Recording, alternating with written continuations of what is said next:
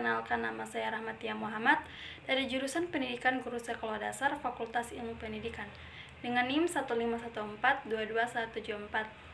Tujuan saya membuat video ini untuk memenuhi tugas dengan mata kuliah Pengembangan Bahan Belajar dengan dosen pengampu Bapak Dr. Rustam I. Husain MPD. Baik, pada video yang pertama ini saya akan menjelaskan pengertian, karakteristik, dan bentuk bahan pembelajaran di sekolah dasar. Pengertian bahan pembelajaran di SD, sekolah dasar merujuk pada semua materi, sumber daya, dan alat yang digunakan untuk mendukung proses pembelajaran di tingkat pendidikan dasar.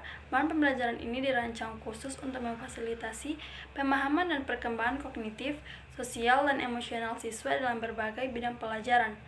Bahan pembelajaran di sekolah dasar dapat berupa buku teks, buku panduan, lembar kerja, lembar kegiatan, permainan edukatif, media pembelajaran berbasis teknologi, dan sumber daya lainnya.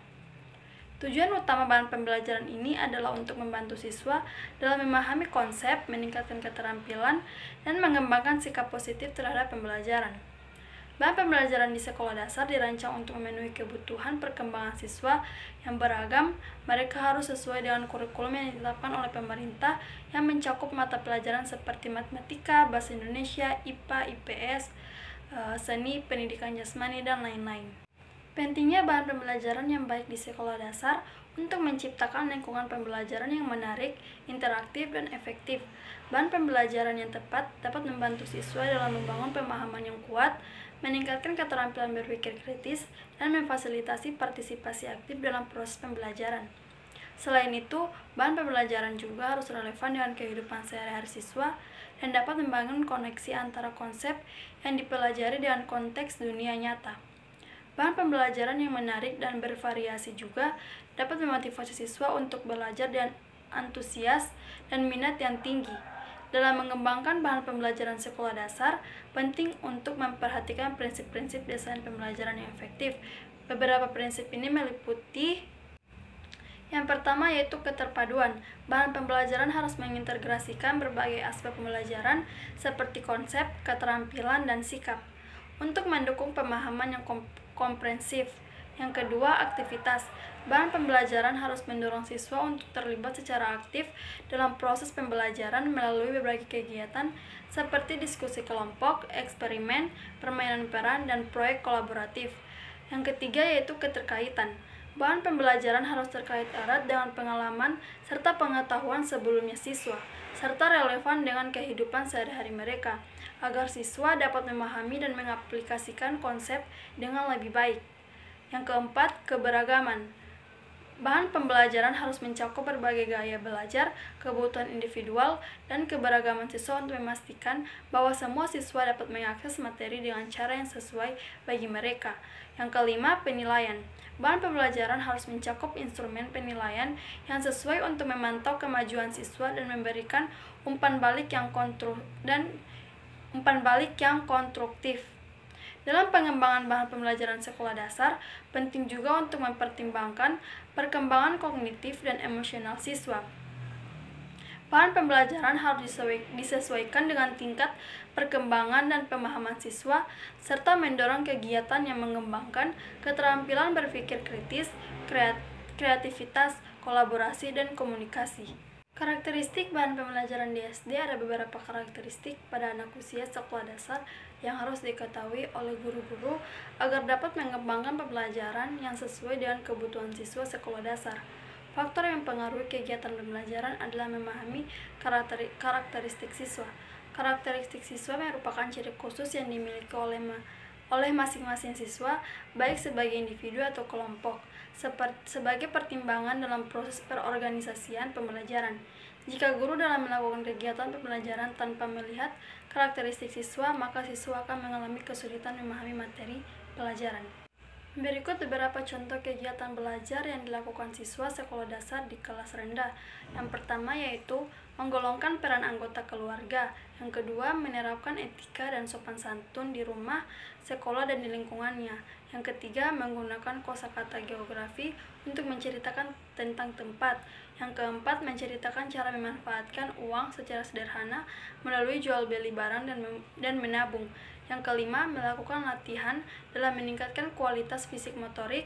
Dari contoh di atas tergambar bahwa pembelajaran di sekolah dasar tidak harus selalu dengan ceramah atau drill saja, akan tetapi dapat menggunakan beberapa metode mengajar yang memungkinkan siswa beraktivitas tinggi dalam belajar. Itu sebabnya guru harus kaya akan pengalaman dan kemampuan mengajar agar sasaran belajar dapat dicapai melalui pembelajaran di sekolah. Yang berikut yaitu karakteristik pembelajaran di kelas tinggi. Anita DKK mengatakan esensi proses pembelajaran di kelas tinggi, yaitu kelas 4, 5, dan 6, adalah suatu pembelajaran yang dilaksanakan secara logis dan sistematis untuk membelajarkan siswa tentang konsep dan generasi sehingga penerapannya yaitu menyelesaikan soal, menggabungkan, menghubungkan, memisahkan, menyusun, menderetkan, melipat, dan membagi. Banyak strategi belajar yang dapat digunakan dalam proses belajar di kelas tinggi. Di antaranya ceramah, tanya jawab, pelatihan atau drill, belajar kelompok, observasi atau pengamatan, inquiry, pemecahan masalah, dan discovery. Siswa dapat dibimbing dengan menggunakan pembelajaran konstruktivitas, yaitu mencari, menemukan, menggolongkan, menyusun, melakukan, mengkaji, dan menyimpulkan sendiri atau berkelompok dari substansi yang dipelajarinya. Menurut Piaget dalam Anita DKK, siswa kelas 6 SD yang telah mencapai usia 11 tahun telah memahami fase perkembangan operasional formal. Artinya, suatu perkembangan kognitif yang menunjukkan bahwa siswa sudah memilih kemampuan berpikir tinggi atau berpikir ilmiah. Berikut beberapa contoh kegiatan belajar yang dapat dilakukan siswa di kelas tinggi sekolah dasar. Yang pertama yaitu menyajikan hubungan antara sumber daya alam dan kegiatan ekonomi setempat. Yang kedua, melakukan diskusi kelompok tentang jual beli. Yang ketiga, menafsirkan peninggalan sejarah. Yang keempat, memperagakan berbagai keterampilan yang dihubungkan dengan keselamatan diri. Dan yang kelima, mencari, menemukan, memilih informasi dari lingkungan sekitar sekolah. Dari contoh-contoh di atas tergambar bahwa pembelajaran di sekolah dasar, khususnya kelas tinggi, banyak menggunakan pembelajaran yang berbasis masalah, menggunakan pendekatan konstruktivitas, melakukan aktivitas menyelidiki dan membandingkan, di samping masih tetap menggunakan metode-metode yang lain seperti ceramah, diskusi, dan tanya jawab. Karakteristik pembelajaran di sekolah dasar pada kelas tinggi terlihat bahwa selain dituntut tingginya aktivitas siswa, kemampuan siswa dalam melakukan kegiatan pembelajaran seperti melakukan tahapan penyelidikan, melakukan pemecahan masalah, dan sebagainya. Bentuk bahan pembelajaran di SD, meskipun saat ini telah dikenal sebagai era teknologi informatika yang maju dan berkembang pesat, tetapi sekolah dasar sebagai lembaga pendidikan formal belum mampu sepenuhnya untuk memanfaatkan perkembangan teknologi tersebut.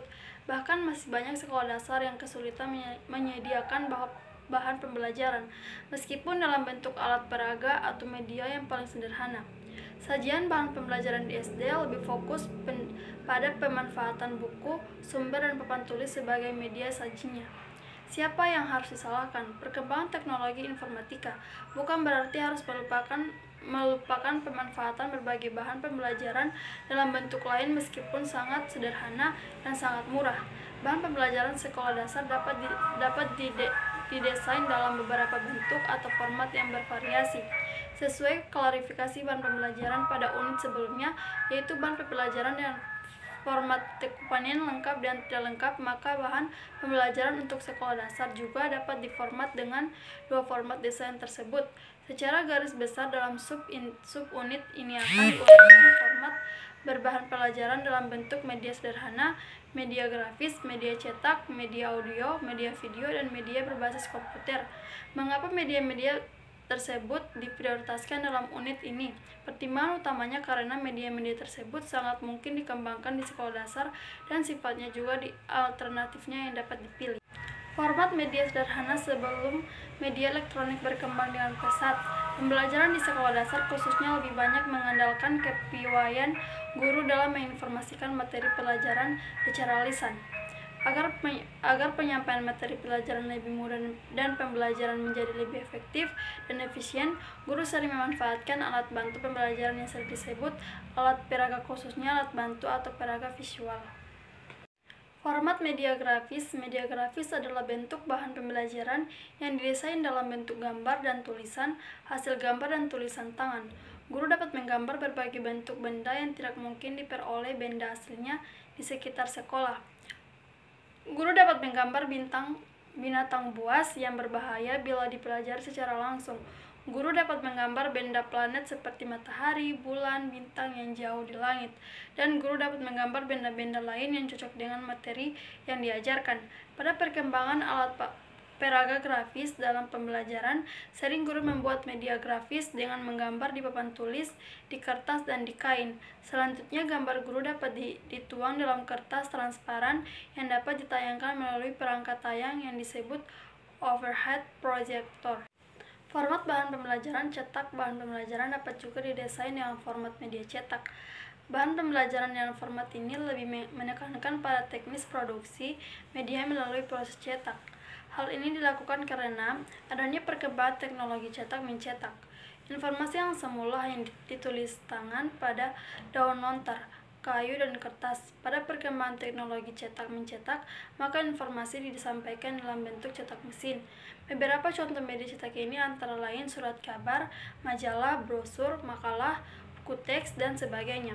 Pada perkembangan di bidang pendidikan dan pembelajaran, media cetak ini dimanfaatkan untuk perkembangan bahan pembelajaran di sekolah yang semula menggunakan proses ketik manual pada kertas sheet dan dicetak menggunakan mesin cetak manual.